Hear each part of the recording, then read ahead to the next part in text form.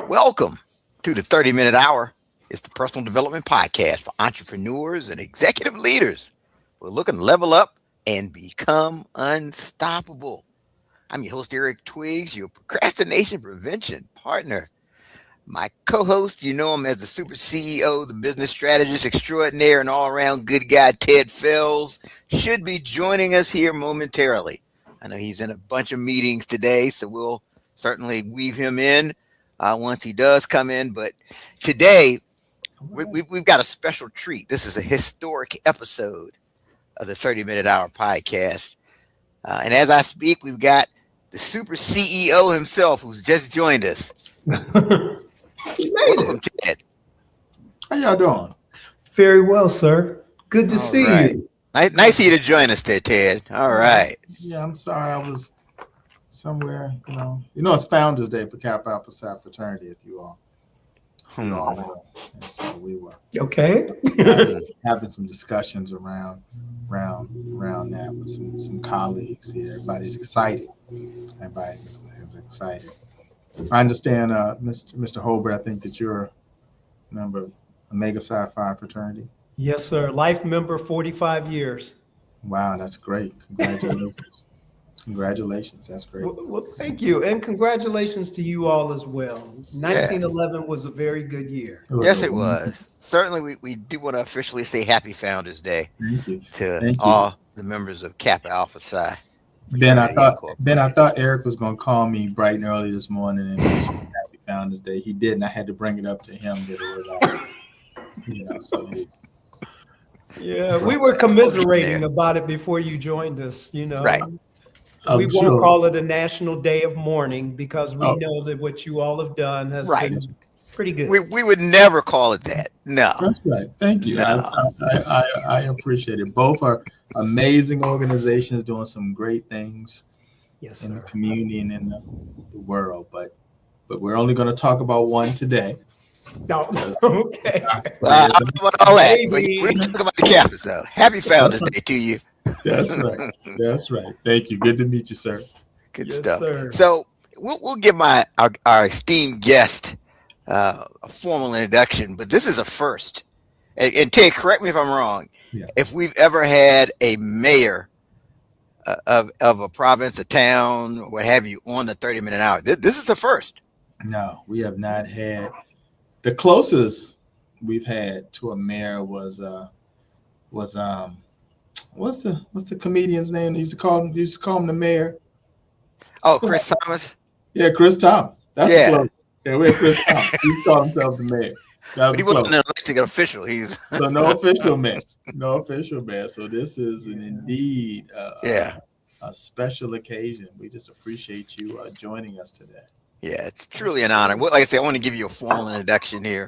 But the theme of our episode today is the surprising payoff of people first leadership. That's what we're going to talk about today. So this applies to you, whether you're aspiring to get into politics, if you're in business, if you're working for a company and you're in a leadership. Everybody's a leader on some level. I think you'll get some good information out of today's episode. So our guest today, he's a mayor. He's an award-winning journalist. He's a lifelong storyteller. He's got 30 years in media with 4 Emmy Awards. He just brings a unique perspective on leadership, communication, and public service. As the mayor of Woodmere Village, he brought in nearly $10 million in grants. He's launched innovative public safety programs. He's earned a reputation for collaborative, people-first leadership. He's a graduate of Kent State University and a proud member of Omega Psi Phi Fraternity Incorporated. Please join me here. Respect, man. Absolutely. Please join me in welcoming to the show Mayor Ben Holbert. All right. Thank you, gentlemen. Appreciate it. Yeah. Sir, it is truly an honor to have you on and really talk about your experiences. I know we talked in the past, and you gave me some interesting things and perspectives about being the mayor that I had never even considered. Oh my. So we can get into that today, and I think we're gonna have some good takeaways for our listeners and viewers. Yes. So let's start from your Kent State days. Okay. Um, what was the vision that you had for your career during that time? Well, my vision when I went to Kent State University was to go to Kent, play baseball for the Golden Flashes, and then ultimately wind up getting drafted and play baseball, Major League Baseball. But that didn't happen. And I found out very quickly that I needed, if you will, a plan B. That should have been my plan A. So what wound up happening, when the coach basically told me, the baseball coach, because I did go to see if I could try out, but he basically kicked me out of his office and told me to use some choice words in the process. But what I did was I sat down and I tried to think about, okay, so now what's next? My cousin went to Kent State to study journalism and broadcasting. And unfortunately, he did not make it through, but I was successful. I spent my time at Kent, took broadcasting classes, engineering classes, and then over the summer, I would come back home and I would work at local radio and television stations, and one thing led to another.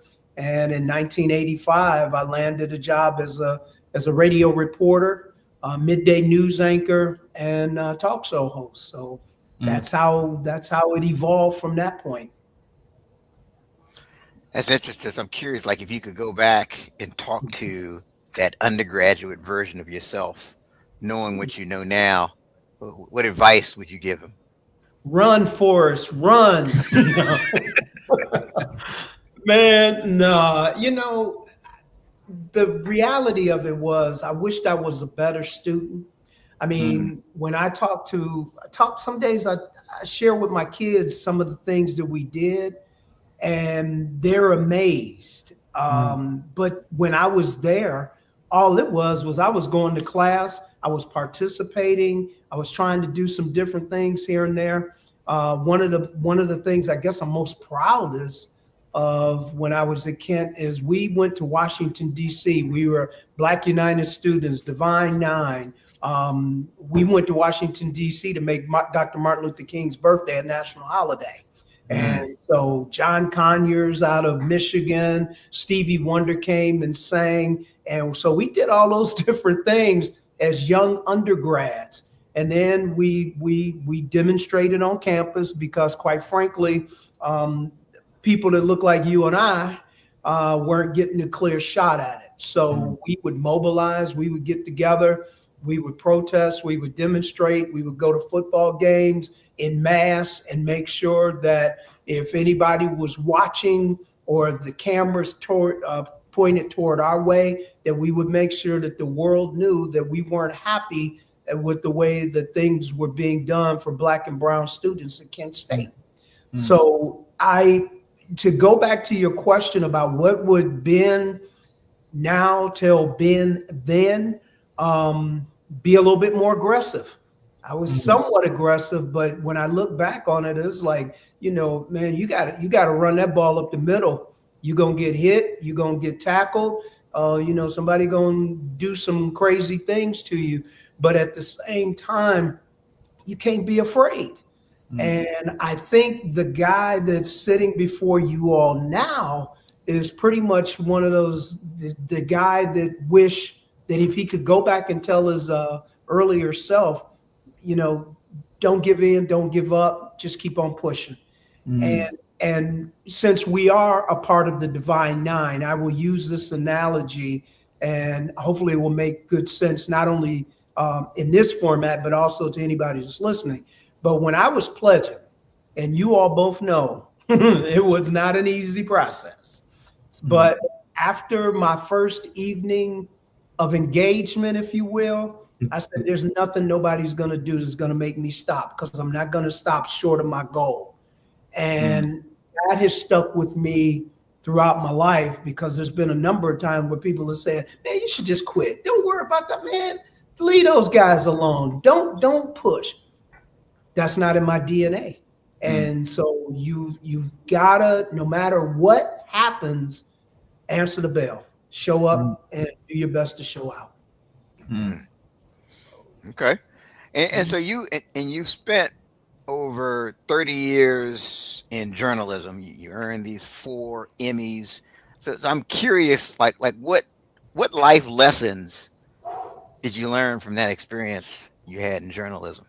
Well, I'm going to be very blunt and honest. I mean, it was a tough way to go because, quite honestly, when I entered journalism, if you will, for the television stations, if you had 2 of us that looked like us, you had too many. So I was one in the newsroom. Maybe there was a couple in the building itself, but one of the challenges was having at that point Black people on television. I mean, I got involved with TV in the early 80s and was on air in 1985. And I was always told, well, you should go over to that television station because they don't have any Black folks over there. So you might stand a chance of getting on the air. And there we did have a number of pioneers. A gentleman, his name is Leon Bibb, and Leon came into Cleveland. He was the first Black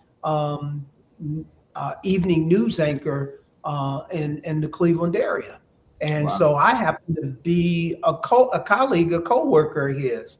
And later on in my career, I took a class at Case Western Reserve University, and what they did was they tried to pair us with a mentor. And so the lady comes to me one day and she says, well, we want to pair you with the gentleman. His name is Leon Bibb. And I bust out laughing. I said, me and Leon been knowing each other for years.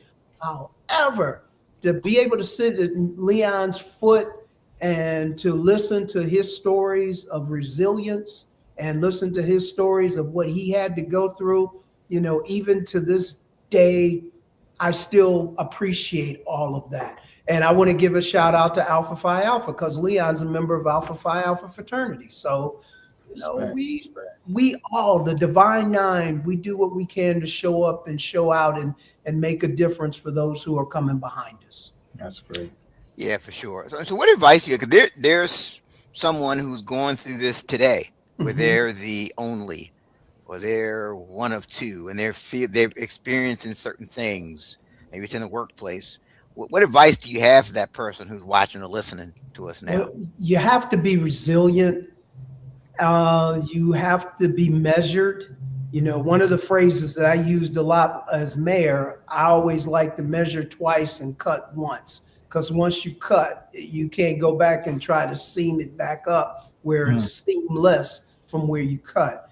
But, I'll go back to when I first got into television. I had a lady that worked with me. She was a secretary for the news director. She pulled me aside and she said, you can't run through here like a bull in the china shop. She said, these people will kick you out and you'll never see the inside of a TV station again. So what I wind up doing was I had to be very measured in the way that I approach things. Some days you got to have a very thick skin, but you also have to stand up for yourself. But you also got to look for opportunities. And, if I could share this one, I'll try to be as brief as possible. But it's about tenacity and not taking no for an answer. So my very first job in radio, I had been sending out resumes all over the country, Texas, Cleveland, New York, wherever. And they would always come back with the response, no, we're not hiring you. So one day I just happened to call a radio station here in Cleveland and I asked to speak to the news director. Well, the receptionist who answered, she said, well, Miss Bailey can't talk right now because she's in the middle of a taping. So all I had to hear was she's there. She's in the middle of a taping. Man, I got my resume. I got my audition tape. I got in the car. I flew over to the radio station. And when I walked in, the same receptionist was there. And she says, well, do you have an appointment? I said, what are you talking about? I just talked to you a few moments ago. That's right. That's an appointment. That's right. That's it. So I sat down and Miss Bailey came out and she said, "Do I have an appointment with you?" I said, "Miss Bailey, if you give me 5 minutes, if you don't like what you hear, you'll never have to hear from me again. But I think I have something that will be of value." So a 5-minute interview turned into a 2-hour interview. And 2 weeks later, I was on air working at the radio station. So it's about tenacity. You can't take no for an answer. You just got to figure out a way how to go around to get to where you want to be. So she really respected your approach to it, right? I mean, and Maureen Bailey and Maureen still works at the ABC affiliate in Cleveland. We collaborate to this day. And that was 1985, August, I believe, when we had that initial conversation. And that's another thing too, gentlemen. Be careful. The people that you meet as an undergrad, somebody that you may meet while you just first, get out of school and working, or even if you just go to work somewhere, be careful how you treat people, because you never know where those folks are going to go. And you never know if they might call your name in a room that you're not in. So you have to be very careful. And I got another good friend of mine when we were in college, and this may not make a whole lot of sense to a lot of your audience, but I'll try to make it plain. But I had buddies that criticized him because he had friends all over the place. So the nickname they gave him was, he's the miscellaneous or the miso ambassador, basically saying that this guy knows everybody. But you know what? This guy, if you dropped him in the middle of the Sahara Desert right now, in 5 minutes, he would probably know 10 people, because he knew how to network. He knows how to network. He knows how to treat people right. And he knows how to make that network work for him. So, that would be another piece of advice while you're sitting up in class. If a person is a college student right now sitting up in class, person is sitting next to you, you never know if that person is going to wind up being a federal court judge. Because I had that. There was a guy next to me, federal court judge. We've had some other people who are CEOs of companies. We've had people who have done outstanding things. But if they remember you as being the good guy, as opposed to being the bad guy, then they might pick up the phone and give a call one day. Yeah. No, I think that whole networking piece is so important. My technology company, we every summer bring on interns. We had probably about 6 or 7 interns that were working together, and I talked to them about the value of networking and asked them to each start to kind of simulate, a networking event, had them kind of talking to each other. And then I even brought people from my team in the room for them to try to network with them. And, I was just saying, like, some of these different students are at different schools and all of that. And you don't know, you may have a friend that's going to their school that you may be able to make a connection. You never know when you come out of school about internships and those types of things. So any of those opportunities that you have to network, you should take advantage of them. So that's great. Because when I was telling you all as well about when we used to protest and demonstrate at Kent, there was a gentleman, your audience is not going to know the name, but he wound up becoming a lawyer. Then he became a council member. Then he became a state senator, and now he's a judge, municipal court judge. And we've been knowing each other since Kent State days, when we were on campus protesting and doing craziness. Now we're both elected officials. So, amazing.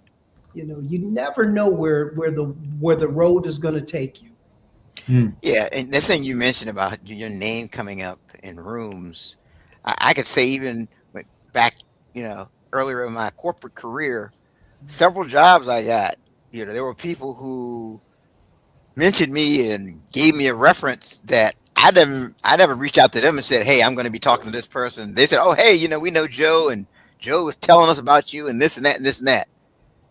That's it. So what if I was a jerk to Joe? And Hey, that's it. The door would have been closed. I would have never known what happened. You would have never known. And and I mean, when I got my position, or hopefully earned my position in television, I was the 5th reporter hired out of 5. And I remember the news director, he tells me what the salary was. I'm like, oh my God. I said, man, any opportunity to move on that? He said, you want the job or not? I Right. said, well, I'll take the job. But what it was, somebody called him and said, Ben's a good dude. You starting this new 10 o'clock news operation in Ohio. And, if you got that one slot open, because there were about 25 people, no, I'm sorry, not 25 people, 2,500 people that applied for the news reporting positions. So I was one of 5 people that were selected. And gentlemen, I tell you, I was not the greatest reporter, but hopefully my attitude and behavior preceded me, and somebody felt comfortable enough to pick up the phone and say, you know what, get that guy a shot. And quite frankly, when I got that shot helped me feed my family for several years. That shot helped me launch a career where I was covering village council meetings. So now what I learned as a council reporter translated into me wind up being a council member, and then ultimately becoming a mayor. So, Wow. it's, and I got the good Lord. Hey man, Lord, you can't write these scripts. Man. So, that's another thing too. When I was in college, I have fun. Let's just leave it at that. Yeah. But we know about your cues and stuff. I wouldn't go into church every Sunday. Let's put it there. No. But man, don't you forget about the good Lord. Don't That's you right. put the good Lord under a bushel. That's right. Yeah, That's right. he has a way of reminding you. Don't he? Won't he do it? Won't he do it? That's right. So during your career as a journalist, you interviewed presidents. Oh yeah. Tell us about that. Oh man, I remember I was in the room with Bill Clinton one time. Probably he was 10 feet away from, now Secret Service is all around him, but I'm looking, I said, here's this little dude that grew up on the southeast side of Cleveland, and I'm here in the room with Bill Clinton. So that was one. Another one, Hillary Clinton, when Secretary of State, when she was there, she came to Akron University, and as a reporter, I was able to get up close and ask her questions. One of the other people that I'm always going to remember, before she was Oprah, I interviewed Oprah Winfrey. Oh wow! And, oh man, it was the greatest experience because she was just about to do her syndicated show. And there was promotion at the ABC affiliate here in Cleveland. And when I saw it, I knew about Oprah, but I don't think a lot of other people did. So I called the television station. And I said, I'm a radio reporter. Can I interview this lady? And they said, sure, we'll set it up. Man, I sat down and I talked with Oprah for an hour. And I mean, she told me about everything, when she was in Baltimore and Nashville, and all the slings and arrows that she dealt with. And this is, she also told us about The Color Purple, with Quincy Jones seeing her and how she got involved with The Color Purple. But, everybody's got some bumps and bruises along the way before you see them become that overnight success. And so whenever I see Oprah now, I just sit back and I sort of laugh. I say, hey, I interviewed Oprah before she was Oprah. So, yeah, man. Yeah, that's incredible. Yeah. And so, go ahead. So Ben, the first time that you went on the air, like, what was that like? Like, I could only imagine, right? Because I remember as a kid, I mean, it's interesting. I listened to some of the things that you talk about. I used to play Little League baseball and high school baseball, and I always thought that I was going to be playing for the Baltimore Orioles. That didn't happen. I played a little bit of softball and all, but I never got a chance to do that. And then I remember thinking, I said, it would be great, man, to be like a sportscaster, a newscaster or whatever. So just to hear what that was like, that first day, like when you knew, like, okay, what you went through to get to that point, and then, okay, tomorrow morning or tomorrow night is going to be my first Tell us what that was like. Well, let me put it to you like this, and I don't mind telling on myself, but when I worked in radio, my first day on the air, I couldn't pronounce the call letters of the radio station that I was working at, and it's WJMO radio, and I would go WJMNO, and my buddies would clown me when I would come home. Man, you working at the radio station and you don't even know the call letters. Hilarious. But it was nerves, you know, you nervous. Here I am. I think at that point I was like 24, 25 years old, and a major market radio station. And then when I went to television, because now you're doing something on camera and you're trying to present that information to a live audience. And so when you see the reporter and they're talking about all the different things and so forth, so, man, I could probably get out about 5 seconds worth of information before I would send it to the story that was already produced earlier. But man, the nerves of talking in front of a large audience of people. I mean, some nights we would have an audience of 10, 15 million people.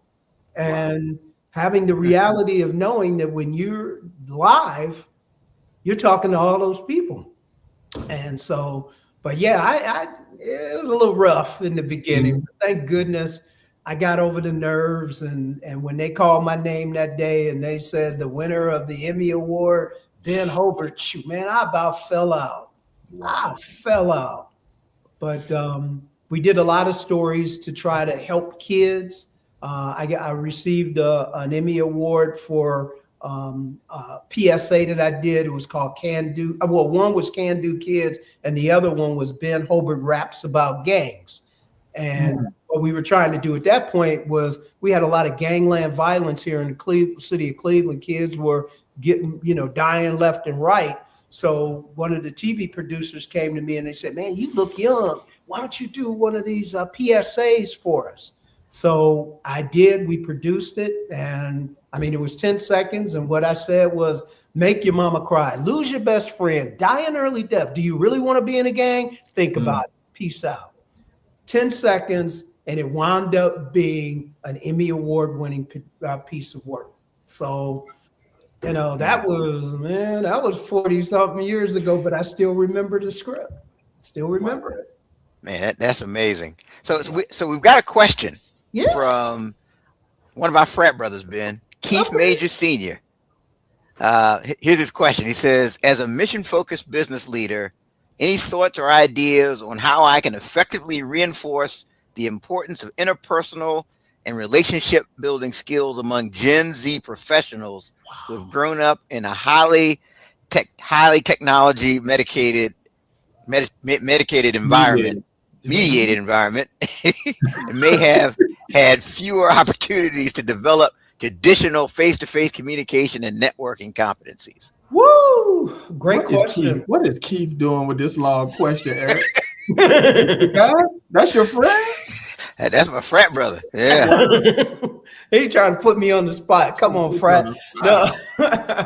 But no, it's a good question in so many ways because, you do have the different, I'm a baby boomer. And then, you got the various generations and the people that before me, the silent generation. And those folks, we learned differently. We dealt with people differently. We communicated differently. And, my concern now, and I hope I'm answering his question, but, you got to sort of meet as a boss or a supervisor. You got to meet the person where they are the best way you can. You got to see if you can extract the best out of them. Some days they're not going to do the things that you expect them to do or want them to do, but do you throw the baby out with the bathwater? Or do you try to see if you can try to compromise or work together to, if you're the supervisor, to coach them up? And I mean, I can tell you as a mayor, I've worked on other projects where I've been the boss. There were a couple of times that you have to exercise tough love. And then there's some times that you just got to sit back and say, you know what, this is not working. And you got to have that come to Jesus meeting, or to have that very honest meeting with the person, and not to kick them out, because like we were talking a little bit earlier, gentlemen, but you never know, that person may wind up being your boss one day. Yeah. So, you don't let people down hard. You don't try to embarrass them, or you don't try to put them in a position where, they're humiliated. But I would strongly suggest trying to coach somebody, try to work with somebody, trying to recognize that we all learn in different ways and patterns. My father, he used to always tell me, he said, man, you can be a committee of one, do the job until you get it done. Well, that's how I grew up. But there's some other people, man, they're like, okay, I'll get back to you once I text somebody, or I'll get back to you once I, do this Zoom call or whatever else like that. So, you got to try to meet people where they are, and you would hope that the person on the other end will receive if you're giving them positive feedback. Hopefully that helps. Yeah, I think that's great. The whole idea of meeting where they are, and you can even incorporate what Ted was talking about earlier, where like what he does with his staff, where he does just the networking exercises and things like that nature, because it's not as, we had to network because it wasn't a digital age when we were coming up. You had to actually talk to people. Right. Right. So Keith, great question. And then those of you, I see we got Rudy Jackson commenting, great show, guys. Dr. Jackson, we appreciate you as well. We have other people I see that are watching. Please feel free to comment, share your questions. So let's talk more about this. How you transition you started to get into it. How you transition from journalism to ultimately getting into politics and becoming the mayor. Oh, great question too, Eric. What happened? I was out in my yard one day. I was in transition between one television station and thinking I was going to go to the next one.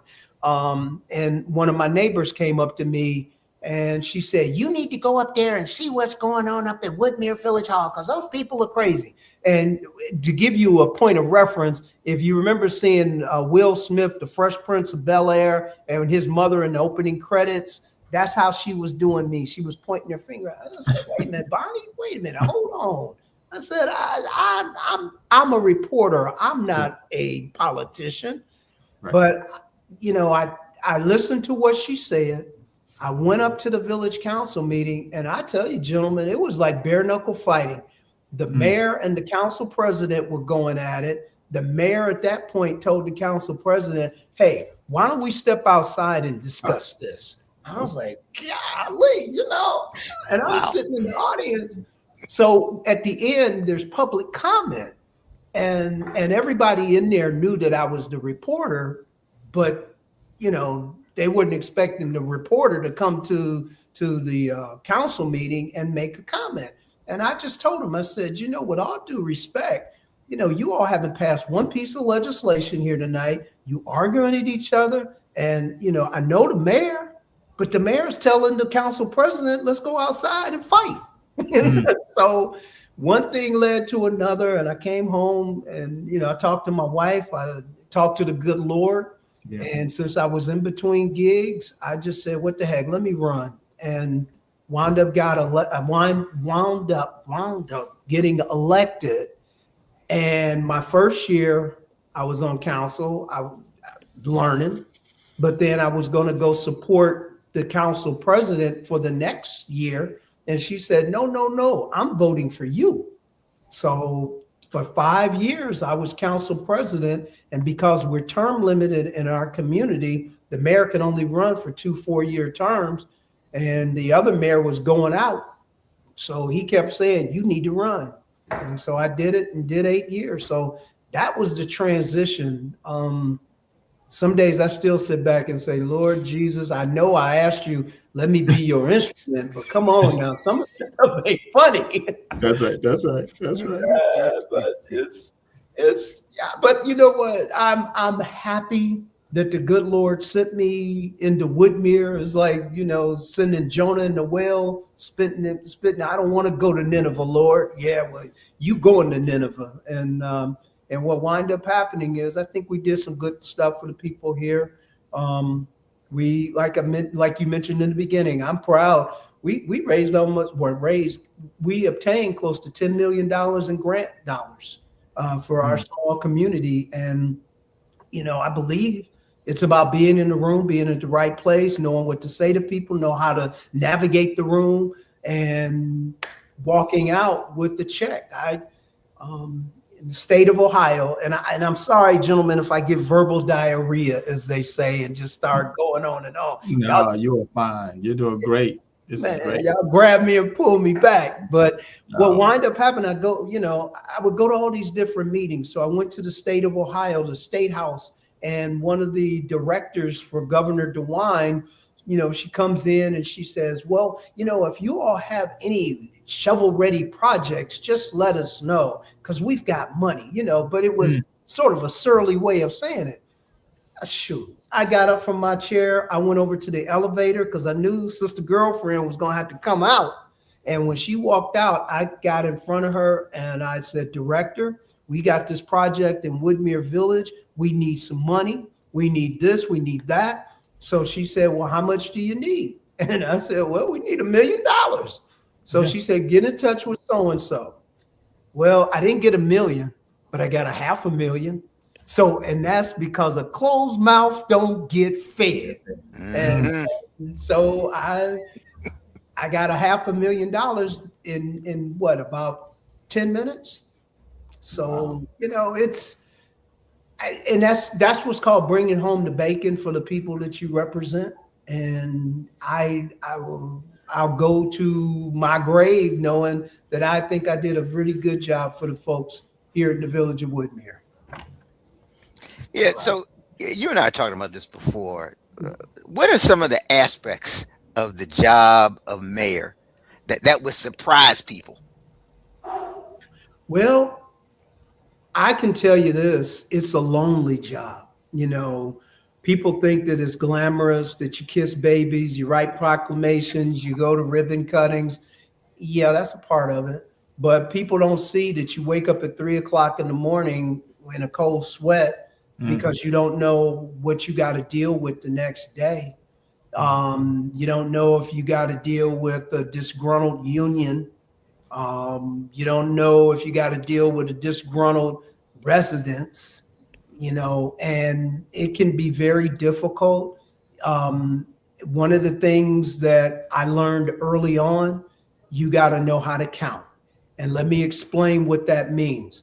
We have 7 council members. Where I served as mayor, it was a weak mayor, strong council form of government. So if the council members said, man, we ain't doing that. If you don't have the votes, forget about it. You're not going to get it done. And so, I learned that the hard way with a couple of projects, but one that I was able to get through, and this is what wound up happening. I went to the residents and I told them about a project where I received $250,000 from the state legislature and the county. And it was to build sidewalks or pedestrian trail in our community. Well, I got the money, but the council would not approve the construction. So when I told the community rally came out and they wind up recalling the 4 council members who said that they didn't want this project because in essence, what they were saying, we don't want $250,000. And for a community the size of mine, you get $250,000 here, you get 100,000 there. That's big money. Our budget in Woodmere is $4 million. That's the annual budget, $4 million. So, you try to do what you can to get the loot. You try to do what you can to take care of your residents and the people and the businesses. And, those are the things that people may not be aware of. And again, I want to really emphasize leadership is lonely. I've been the bossless of my chapter on the graduate level, and brother, woo, if you've been to Polmark before, it can be lonely because everybody's pointing their fingers at you. Why didn't you do this? Why didn't you do that? But who do you go to talk to? who do you get a chance to sit down and say, you know what, they kicking my, you know what, Right. you know? Right. So You can't vent down, right? no, I don't know how many times I would come home and my wife said, well, how was things at council? How was things at work? I said, well, honey, you should, you know what? I don't want to talk about Woodmere Village. And she would go in the other room. So it's like, who am I going to talk to? Wow. You know, even the dog would walk away. Oh Lord, you're gonna come in here and talk about Woodmere. Let me go outside. Let me go outside. Let me go walk myself. Let me go walk myself. And so it was not uncommon to have constituents calling you just about random things going on in the yard, things. Eric, man, one of the things I laugh about the most, because we're sort of in a rural area. It's real close to the city, but it's sort of country. And I had this lady come to me. She was always upset. Mayor, we got coyotes in the village, and you're not doing anything about it. I said, well, what you want me to do? You want to put a sign up to say, I'm sorry, coyotes, y'all can't come into Woodmere. You That's can't right. do that. We displaced them. But man, you would get people that would ask you about stuff and complain. I got a program where we were able, it was called the Interior Maintenance Program, where we were able to get free money for residents for grab bars. If they're senior citizens, they get grab bars in their bathroom, get a ramp going into their house, get a shower enclosure. And I had people complain. We got them free money. And they were still complaining because I didn't like the color. Well, when the contractors came in to install it, why didn't you tell them, I don't want that color, I want another color? But you wait for them to install it, then you call the mayor and say, I want them to take it out. So, I can say these things now, gentlemen, because I'm out of office. I'm not clowning on anybody. I'm not hating on anybody. But in my book, no, I'm going to put them in my memoirs to let them know this is what happened here. This is what happened there. But yeah, there's been some very good days as mayor, but I will be honest with you. There can be some very difficult days. So, you're a people first leader. Yeah. Right. So can you kind of talk about what that looks like in action? I would call it servant leadership. I mean, because a person to do this job, you got to like people, for one. A person to do this job, you got to advocate for people. You have got to go in and say, I'm going to be the one. I might take the slings and the arrows, but later on, you're going to appreciate the fact that I did decide to run, that I did decide to do this. I did try to overcome sleepless nights. And, hey, let's keep it real, gentlemen. Medically, my numbers, I went to my doctor, and when I first went into office, my numbers were here. And then I go to the doctor, he said, man, what's going on with you? Yo, hypertension, this, that is going up. And the only thing we can attribute it to, honestly, is stress. And, so self-care, when I'm talking to anybody that's looking to get into public office, and I try to be very honest with you better take care of yourself, because 6 months ago, guy who had been in office in another community he was the mayor for 23 years. He died in office. And they're going to select his successor tomorrow in an election. And the people that are running very rarely bring up his name. This dude did some awesome things for his community, but you are so replaceable. And so that's one of the things, when I would go to my doctor and doctor was talking about, your numbers are crazy and this, that, and the other. And I come home and think about my wife and my kids. I say, you know what? I'm going to do this job. I'm going to finish the race, but I'm going to take care of Ben because I want to be around for the family. Wow. Yeah, thank you for I sharing got that. you all worked up and I'm talking. I won't even let y'all ask any questions. Man, this is good. Man, this is good. But shoot, that question that you got from your fraternity brother, but I'm afraid that if he putting up some more questions out there. Yeah. Ooh, look at the time. Oh, man. So we're talking about this idea of people first leadership. Like, how do you think that style of leadership could benefit? 'Cause we have quite a few business leaders, executives, entrepreneurs. How can that style of leadership benefit them? Well, I personally think, and I'll try to use this for an example. My last 8 years, I give evaluations to my directors, and so in the last one, I try to coach people up the best way I can. And when Dave gave the last evaluation, my fire chief, my police chief, the first thing they said was, "We're gonna miss you. We're going to miss you as being mayor because you treated us nice. You did not come in and say, I'm expecting this, I'm expecting that." If I believe in that phrase, what you do is you hire competent people and you get out of the way and let them do their thing. And they will make you look good. My service director, when I hired him, I just broke it down to him and I said, you know what? You have forgot more about being a service director than I'll ever know. Only thing I'm looking for is to see if you work well with the men and women in that department. And that dude was with me the whole time and just did outstanding things. And I will share this with you as well. I've worked with a number of people as bosses, and some that I will always remember because they were kind, they were courteous, they taught, they were teachers.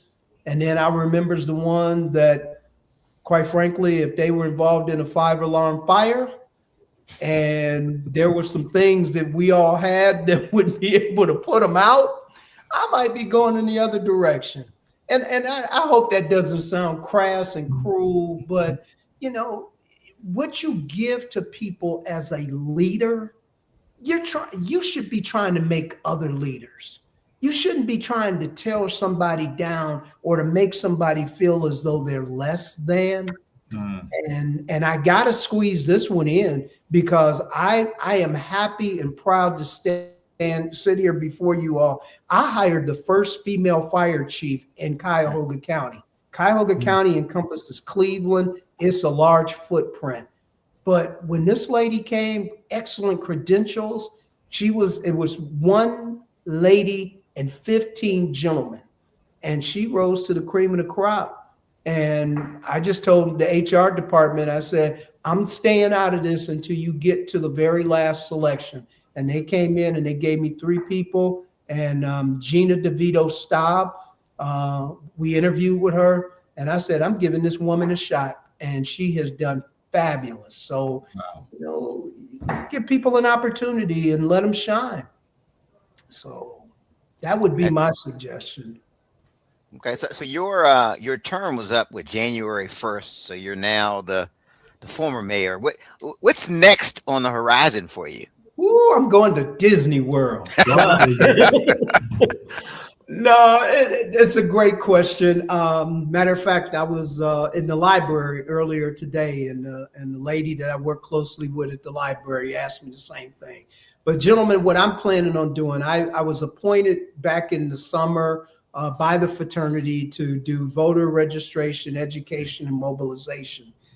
So I'm going to be working very closely with the brothers in Ohio and West Virginia. Our focus is going to be getting people to turn out to vote. It is one thing to be registered.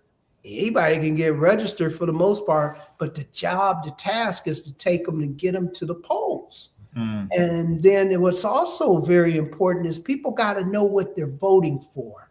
So if a person says, hey, I like him because he gives great sound bites, but then you find out later on that the person is doing some craziness, and I ain't going there. I'll just let you all figure it out for yourself. But you wind up getting impacted in so many different ways. Kids lose SNAP benefits. You know, you wind up seeing wars that pop up and you're like, what is happening there? And I'm not speaking about anybody or anything. I'm just using examples. So people, when they sign up to vote in registration, that's one part. The other element should be, I got to find out what the issues are, and I got to find out who these candidates are. And one thing that I do want to make sure your audience hears this as well is that you definitely need to pay attention to the judges, because the judge is probably the only person in the face of the earth that can take your property, they can take your livelihood, and some of them can take your life.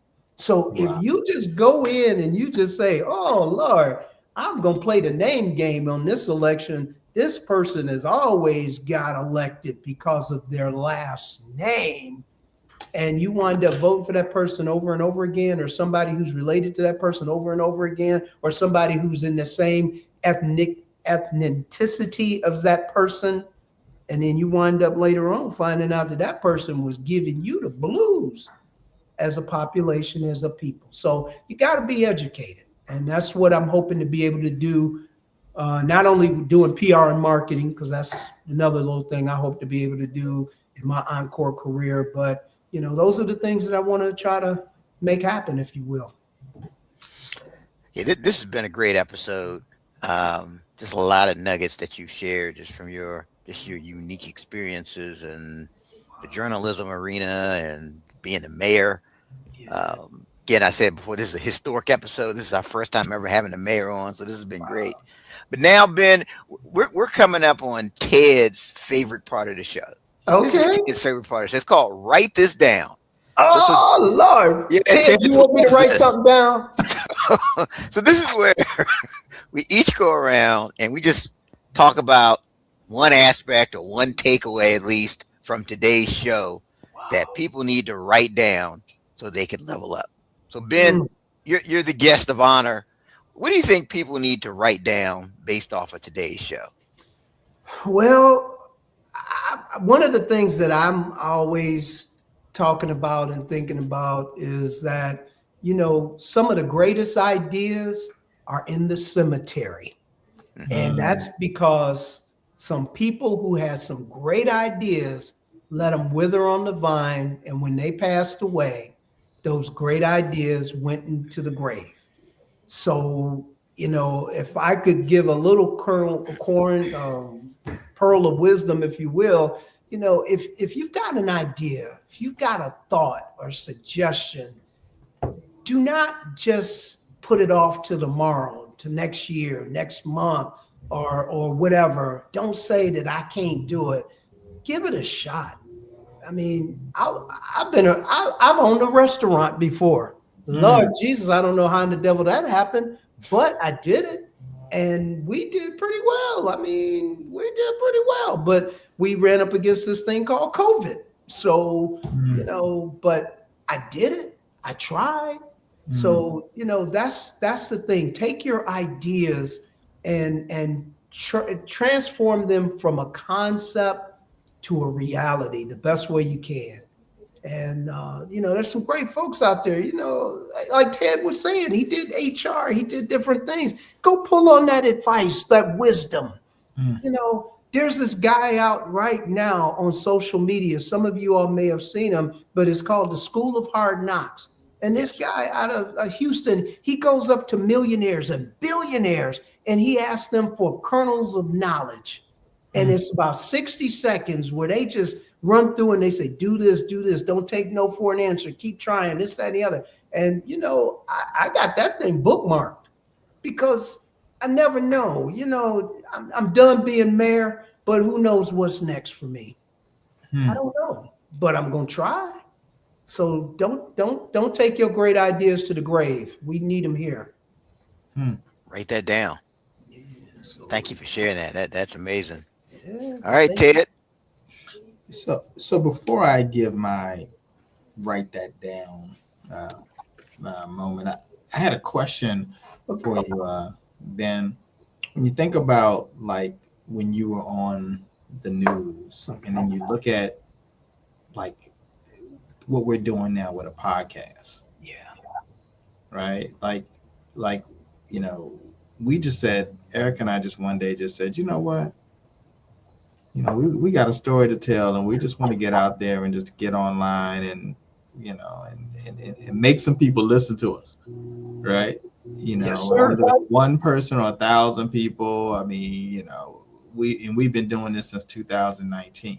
Oh, wow. Right. Yeah. And so probably, you know, several, how many episodes at this point ish? 403 or so. Yeah. Yeah. And thinking about that, and then thinking about, you know, where you were, right, and trying to get on to, you know, television, and now to think that, hey, you know, there's so many people now that have been able to, you know, leverage digital platforms and be able to do just some amazing things, and have probably reached, you know, depending on who it is, reached, you know, endless numbers of viewers. I mean, what are your thoughts about that? Well, man, that's a great question, Ted, because, you know, what's that old phrase? Each one reach one, each one teach one. So with you all's podcast, you're reaching people, quite frankly, you may not even know who you're reaching. And somebody is going to sit back with one of these guests that you have, and they're going to get that kernel of knowledge that could propel them, that you never know, 5 years from now, somebody may be giving a speech and they say, I remember listening to this podcast, and these two gentlemen, they had a guest on that was talking about something.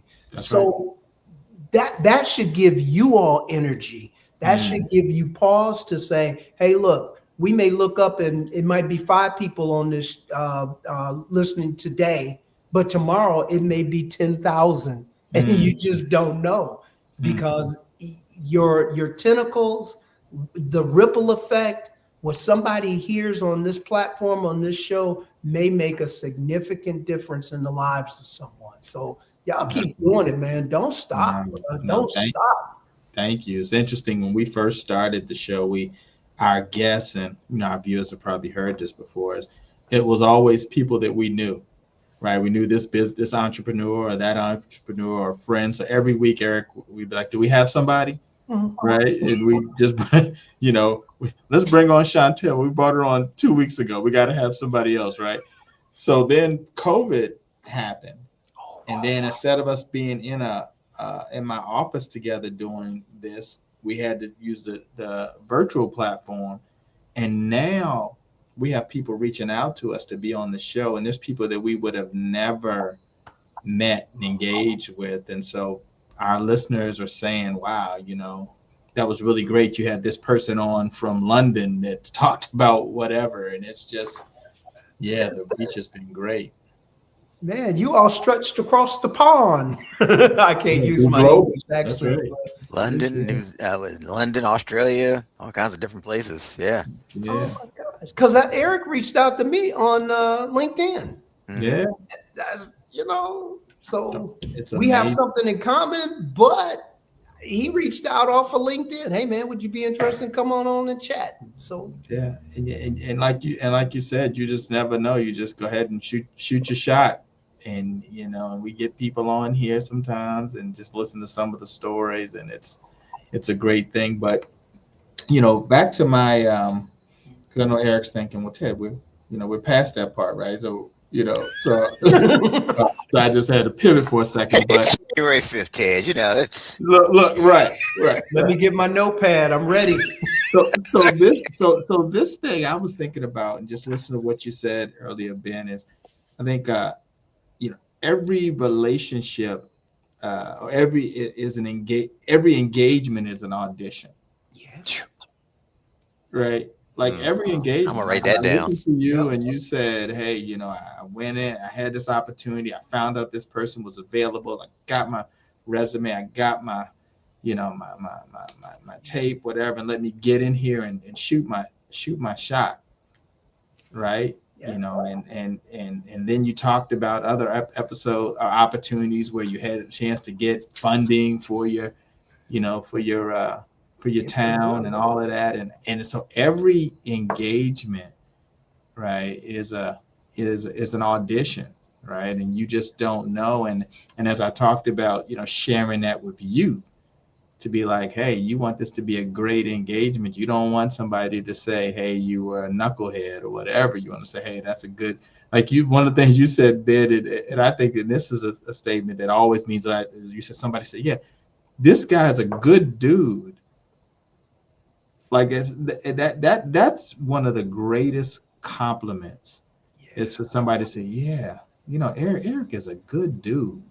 That goes a long way. It doesn't say, hey, he had the best grades or whatever, or he had the most hair or the greatest hair or anything like that. He's just a real wavy. I know. Yeah, he's a good dude, and you'll get a shot, at least just to have an interview or something, just because you're a good dude. So that means a lot. So those are some things that I really got out of this session is that every engagement is an audition. Man, write that down. That was good. Thank you, Ed. 100% true. You didn't think the one I had last week was good because you say that one was good, but this one you like this one. This one was really good. Oh man! But now, so yeah, I agree with that because like you just never know who's watching, right?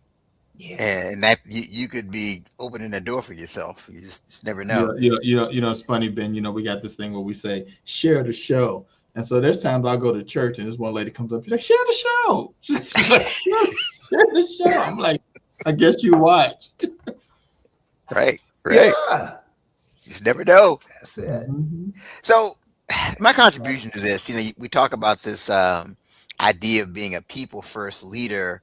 Like to me in 2025, like if you're leading people, I don't think that's like a luxury. I think that's a necessity. Mm.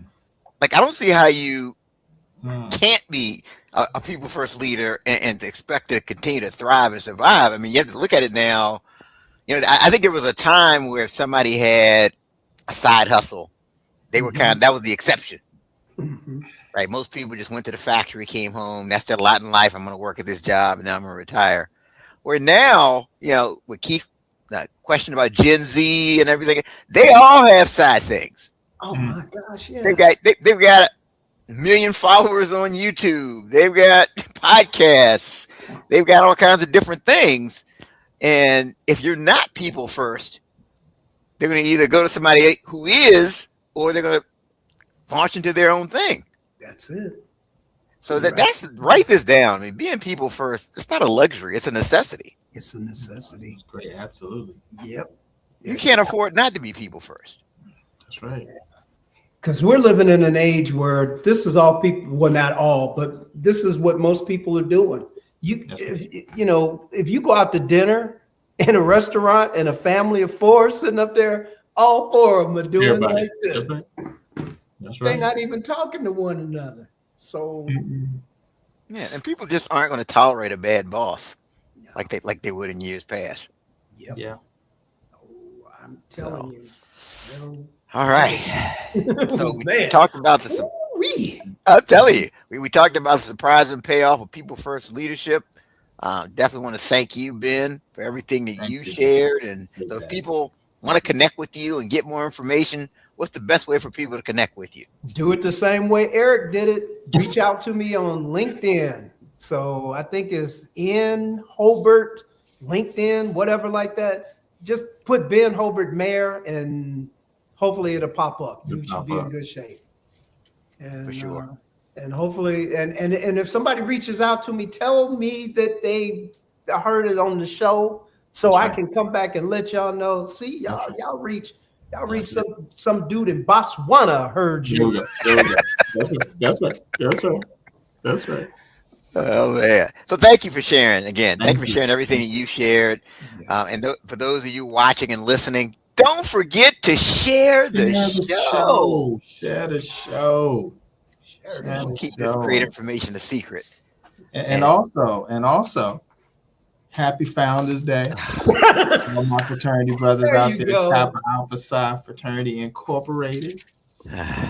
Represent. Go on and represent. There you go. That's right. Happy Founders Day. All right. So don't forget also that you can reach us on Apple Podcasts, Spotify, any of those podcasting platforms. You can hit the follow button, hit the subscribe button, and that way you won't miss a future episode. You get an automatic notification. So again, we thank Ben Holbert for everything he shared. And as you think about the surprising payoff, the people first leadership, please remember this.